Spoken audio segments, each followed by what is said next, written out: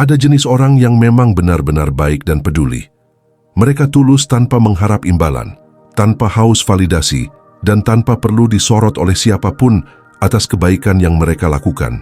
Namun ingat, ada juga tipe orang yang hanya terlihat baik ketika berada di depanmu, terlihat peduli saat ia sedang membutuhkan sesuatu darimu, atau bersikap manis semata demi pujian dan citra diri. Tapi, tidak semua kebaikan lahir dari ketulusan dan tidak semua kepedulian berasal dari hati yang jujur. Dalam kehidupan sehari-hari, kita sering kali terjebak pada penampilan, senyum yang ramah, kata-kata yang lembut, dan sikap yang tampak penuh empati kerap membuat kita merasa aman. Padahal, filsafat Stoik mengingatkan kita untuk tidak terbuai oleh apa yang tampak di permukaan. Epictetus pernah mengajarkan bahwa karakter sejati seseorang akan terlihat bukan saat keadaan menguntungkan, tetapi ketika situasi menekan egonya. Psikologi modern pun sepakat, perilaku manusia yang konsisten jauh lebih jujur daripada citra yang dibangun dengan sadar. Tujuan dari pengamatan ini bukanlah untuk membuatmu curiga pada semua orang, apalagi hidup dalam prasangka. Tujuan dari pengamatan ini adalah untuk melindungi dirimu sendiri dan membangun hubungan yang lebih sehat berdasarkan pemahaman yang realistis tentang karakter seseorang. Jangan langsung menghakimi. Berikan waktu untuk karakter asli mereka muncul melalui tindakan kecil, respons emosional, dan cara mereka bersikap saat tidak diuntungkan. Sebelum kita masuk lebih dalam, pastikan kamu menekan tombol like, subscribe, dan aktifkan lonceng notifikasi, agar kamu tidak tertinggal pembahasan reflektif seperti ini. Tuliskan juga pendapat atau pengalamanmu di kolom komentar. Tonton video ini sampai akhir, karena setiap bagian saling terhubung dan akan membuka pemahamanmu secara utuh. Mari kita bahas isi video ini bersama-sama dengan pikiran yang jernih dan sikap yang dewasa.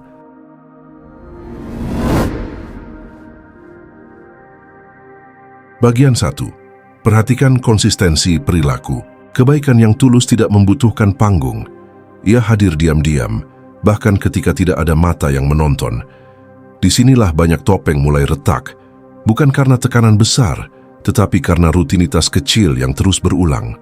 Dalam kehidupan sehari-hari, kita sering terpukau oleh sikap baik yang muncul sesekali. Namun psikologi mengajarkan satu hal penting. Perilaku yang konsisten jauh lebih jujur daripada tindakan yang sporadis. Orang yang benar-benar peduli akan menunjukkan sikap yang relatif sama, baik saat suasana menguntungkan maupun saat tidak ada keuntungan sama sekali. Coba perhatikan bagaimana mereka bersikap di berbagai situasi. Apakah nada bicara mereka tetap sopan ketika berbicara dengan orang yang tidak penting secara sosial? Apakah mereka tetap menghargai pelayan, bawahan, atau orang yang tidak bisa memberi apa-apa kembali kepada mereka? Stoikisme menilai karakter bukan dari kata-kata, tetapi dari bagaimana seseorang memperlakukan manusia lain yang tidak memiliki kuasa. Topeng seringkali jatuh bukan saat seseorang sedang berusaha tampil baik, tetapi ketika ia lelah mempertahankan citra. Disinilah kamu perlu jeli. Jika kebaikan mereka hanya muncul di depan orang-orang tertentu, atasan, teman yang berpengaruh, atau orang yang mereka butuhkan, maka kebaikan itu patut dipertanyakan, bukan dibenci, tetapi dipahami secara realistis. Secara psikologis, perilaku yang bersyarat sering didorong oleh kebutuhan akan validasi eksternal. Mereka baik karena ingin dilihat baik. Mereka peduli karena ingin dianggap peduli. Ini bukan berarti mereka sepenuhnya jahat, tetapi menunjukkan bahwa motivasi mereka masih berpusat pada ego, bukan pada nilai.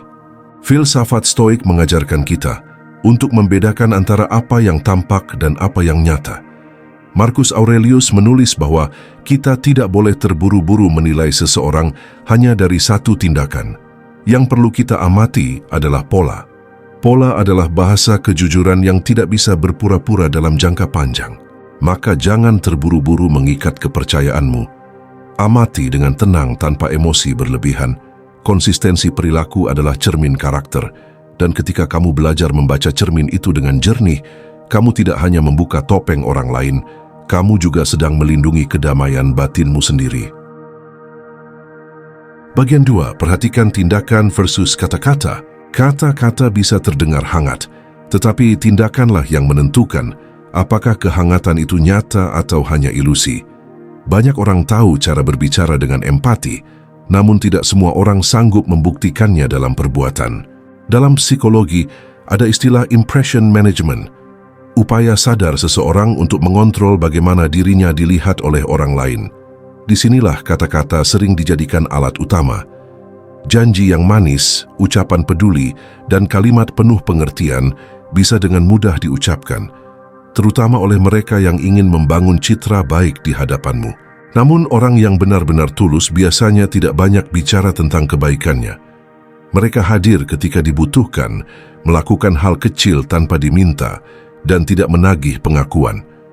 Tindakannya seringkali sederhana, bahkan nyaris tak terlihat, tetapi konsisten dan terasa nyata dampaknya. Perhatikan apakah ada jarak antara apa yang mereka ucapkan dan apa yang mereka lakukan. Apakah janji mereka sering tertunda tanpa kejelasan? Apakah empati mereka hanya berhenti pada kata "aku mengerti" tanpa diikuti upaya konkret untuk benar-benar memahami atau membantu? Ketidaksinkronan ini seringkali menjadi celah tempat topeng mulai terlihat. Stoikisme mengajarkan kita untuk menilai manusia berdasarkan perbuatannya, bukan retorikanya. Epictetus pernah menegaskan bahwa filsafat sejati tidak diucapkan, melainkan dijalani. Prinsip yang sama berlaku dalam relasi.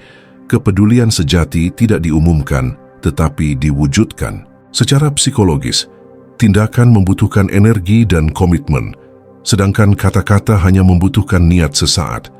Karena itu, tindakan jauh lebih sulit dipalsukan dalam jangka panjang.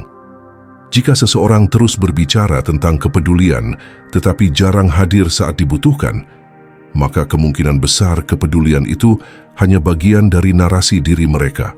Belajarlah untuk mendengar dengan mata dan melihat dengan hati yang tenang. Jangan terbuai oleh kata-kata yang terdengar indah.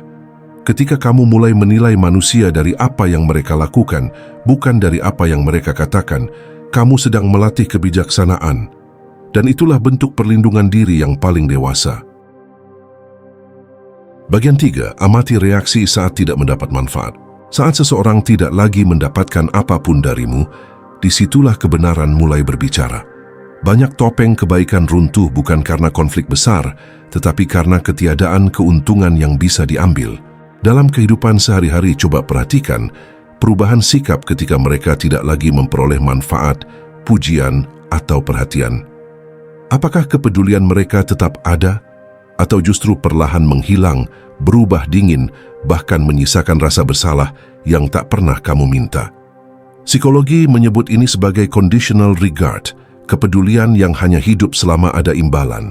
Orang yang tulus tidak menghitung untung dan rugi dalam relasi. Mereka membantu karena itu selaras dengan nilai hidupnya, bukan karena mengharapkan balasan. Ketika kebaikannya tidak dihargai atau tidak menghasilkan keuntungan, mereka mungkin kecewa, tetapi tidak berubah menjadi manipulatif atau menyalahkan. Sebaliknya, orang yang berpura-pura peduli sering menunjukkan tanda-tanda halus, sindiran, perubahan nada bicara, atau sikap pasif-agresif. Kebaikan yang dulu mengalir kini berubah menjadi alat untuk menekan. Ini bukan lagi kepedulian, melainkan transaksi emosional yang terselubung. Stoikisme mengajarkan bahwa manusia yang hidup oleh kebajikan tidak menggantungkan tindakannya pada respons orang lain. Marcus Aurelius mengingatkan bahwa melakukan hal benar adalah kewajiban, bukan sarana untuk mendapatkan pujian. Prinsip ini membantu kita mengenali siapa yang berbuat baik karena nilai dan siapa yang berbuat baik karena ingin dihargai. Secara psikologis, reaksi saat tidak diuntungkan adalah cermin ego. Ego yang besar sulit menerima situasi di mana ia memberi tanpa mendapat apa-apa. Di titik ini, emosi negatif mudah muncul dan topeng kebaikan tak lagi mampu menutupinya. Maka, amati dengan tenang. Jangan terpancing emosi atau rasa bersalah yang ditanamkan. Jika seseorang hanya peduli saat ada manfaat, itu bukan kesalahanmu. Tugasmu bukan mengubah mereka, tetapi menjaga batas dan memilih relasi yang memberi ketenangan, bukan beban batin. Bagian 4. Uji batas kesabaran secara halus. Cara paling jujur untuk mengenal seseorang, bukan dengan permintaan besar, tetapi melalui hal-hal kecil yang nyaris tak berarti. justru disitulah kesabaran dan ketulusan diuji tanpa disadari. Dalam keseharian, kamu bisa mengajukan permintaan sederhana yang wajar, bukan untuk memanfaatkan, melainkan untuk mengamati respons. Orang yang benar-benar peduli biasanya membantu dengan sikap tenang atau setidaknya menjelaskan dengan jujur jika tidak bisa. Tidak ada drama, tidak ada ekspresi kesal yang berlebihan. Sebaliknya, pada orang yang hanya memakai topeng kebaikan, permintaan kecil bisa terasa seperti beban besar. Nada suara berubah, wajah mengeras, atau jawaban diberikan dengan enggan.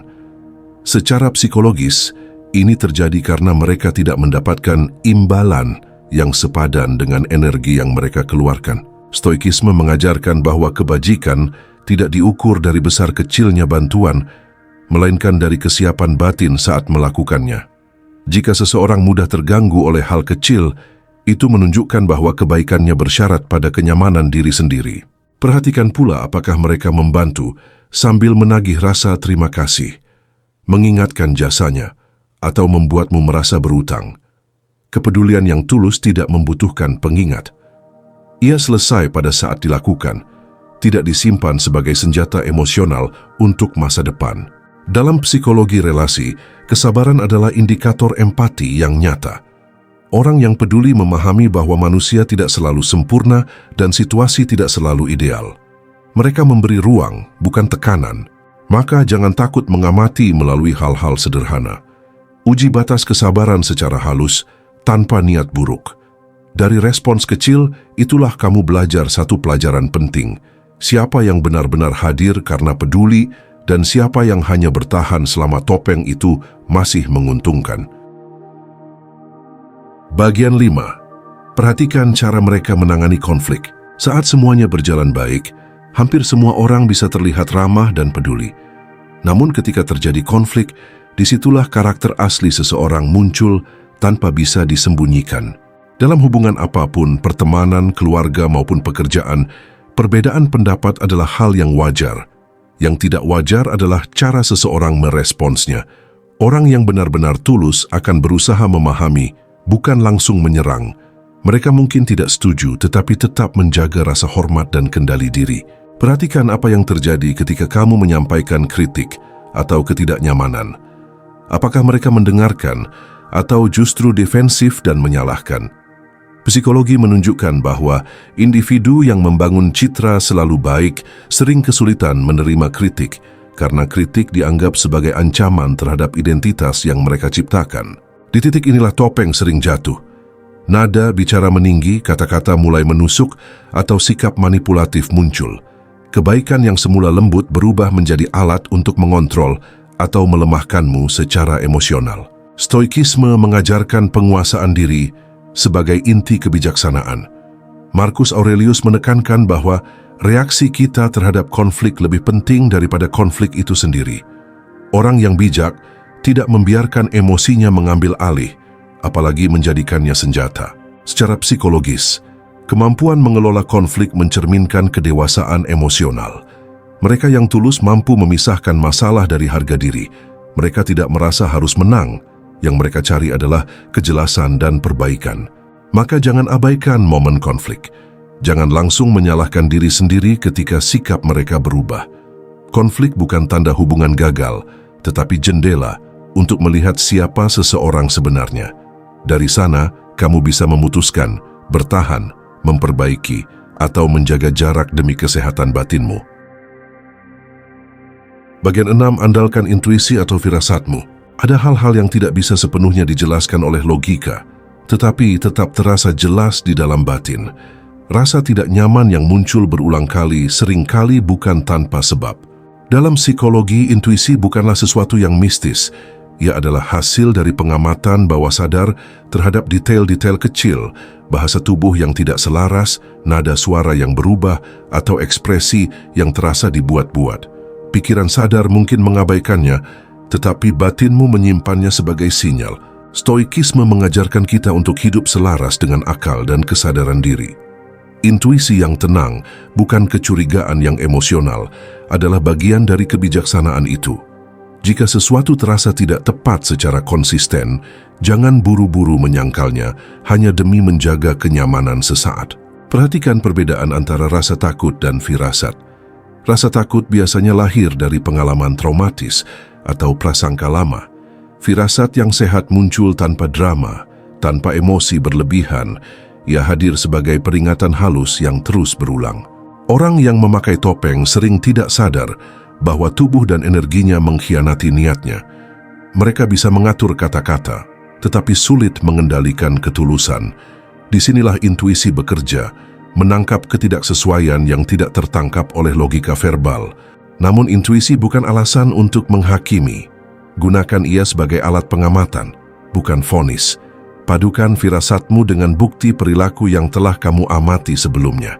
Stoikisme mengajarkan keseimbangan, tidak reaktif tetapi juga tidak naif. Ketika intuisi dan pola perilaku saling menguatkan, dengarkan dengan serius. Menjaga jarak bukan berarti membenci.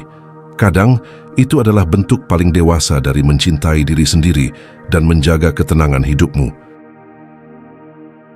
Akhirnya kita sampai pada suatu kesimpulan bahwa membuka topeng seseorang yang terlihat baik dan peduli bukanlah tentang mencari kesalahan orang lain, melainkan tentang menjaga kejernihan batin kita sendiri.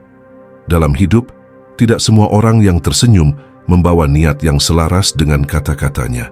Stoikisme mengajarkan kita untuk menerima kenyataan apa adanya, tanpa ilusi, tanpa kebencian, dan tanpa naif. Psikologi membantu kita memahami bahwa manusia bertindak berdasarkan motivasi, kebutuhan, dan egonya masing-masing. Ketika kamu belajar mengamati konsistensi perilaku, keselarasan antara kata dan tindakan, reaksi saat tidak diuntungkan, kesabaran dalam hal kecil, cara menghadapi konflik, serta mendengarkan intuisi, kamu sedang membangun kebijaksanaan praktis yang melindungi hidupmu dari kelelahan emosional yang tidak perlu. Ingat, kamu tidak bertugas mengubah siapapun.